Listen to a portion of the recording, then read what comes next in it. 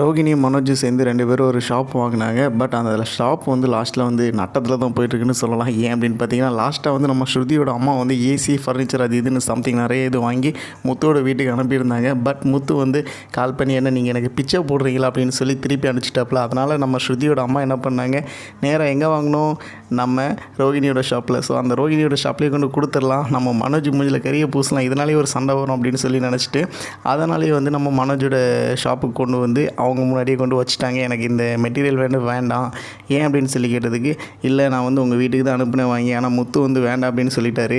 அதனாலேயே நான் இதை வந்து எங்கள் வீட்லேயும் நிறைய இது இருக்குது, அதனால் எங்களுக்கும் தேவைப்படாது, அதனால் நான் உங்களுக்கே வச்சுருந்தேன். அது மட்டும் இல்லாமல் நான் கொடுத்த காசு வந்து நீங்களே வச்சுக்கோங்க அப்படின்னு சொல்லி உள்குத்தாவே பேசினாங்க. அந்த உள்குத்து பேசுனதை பார்த்துட்டு ரோகிணி புரிஞ்சுக்கிட்டாங்க, ஆஹா ரைட்டு காசுக்கு தான் அடி போடுறாங்க அப்படின்னு நினச்சிட்டு நம்ம மனோஜுக்கே தெரியாமல் ரோகிணி வந்து அவங்களுடைய தாடி செயினை வந்து அடமானம் வச்சு அந்த அமௌண்ட்டை வந்து நம்ம ஸ்ருதியோட அம்மா கையில் வந்து கொடுத்துட்டாங்க.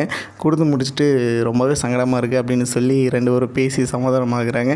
ஆனால் லாஸ்ட்டில் வந்து முத்தோட அம்மாவுக்கு தெரிய வரும்போது ரொம்பவே கோவப்பட்டு ரொம்ப ஆத்திரப்பட்டு பேசுகிறாங்க. அடுத்த எபிசோடில் பார்க்கலாம்.